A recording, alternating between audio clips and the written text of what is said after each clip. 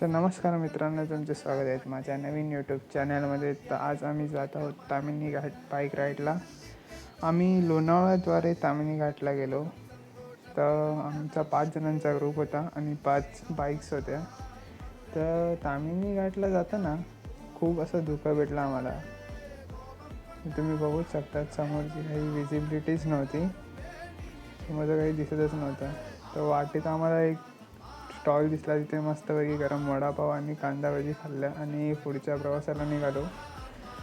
वाटेचे खूप सारे धबधबे आणि सिनेरी दिसत होती.